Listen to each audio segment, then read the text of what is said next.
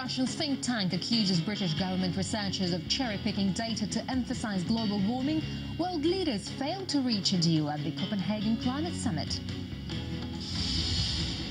The signing of a new arms control treaty between Moscow and Washington is slipping back because officials say it's proving more difficult to get the small print right.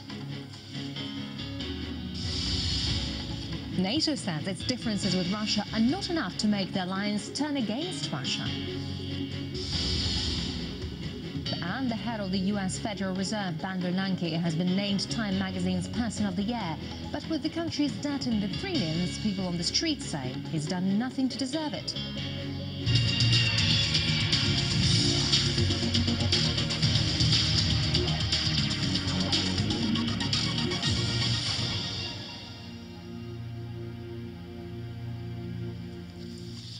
International news live from Moscow. This is RT with me, Yulia Shapovalova. Thanks for joining us.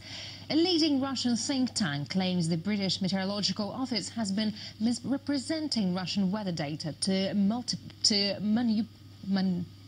manipulate the results and suggest rising temperature trends. The Moscow Institute of Economic Analysis alleges the Hadley Center for Climate Change used only a quarter of the data provided by Russia.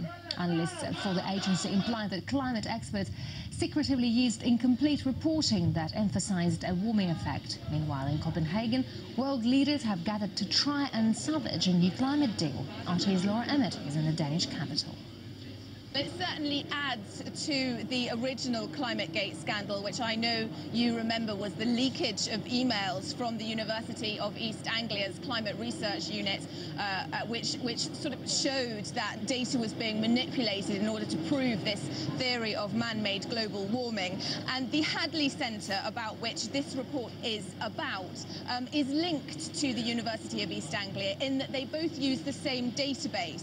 And so this is really an extension and, if you like, a more damning indictment of the way that temperature data is collected. Only 25% of data provided by Russian meteorological stations is used in that database, which means that 40% of Russia's territory is not represented at all. And in fact, the data that they seem to have cherry-picked to use is data that does confirm anthropogenic climate change, and the data that they've chosen to leave out is data that doesn't confirm man-made climate change. Also, according to this report, a lot of the data that they have taken is data that refers to urban centres, and we all know that it's much warmer in cities generally than it is in the countryside. And so there are lots of remote meteorological stations in Russia, as I'm sure you know, and we all know that. And the data from those stations just hasn't been used. And as far as the effects of it go, I mean, this whole conference that you see behind me, which is filling up nicely going into the afternoon, is based on the research that comes from this database, which is prepared by the Hadley Center and the University of East Anglia.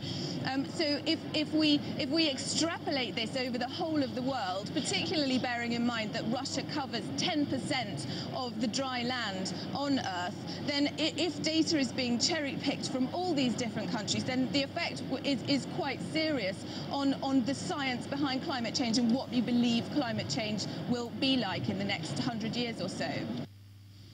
You're watching RT, and still to come on the programme.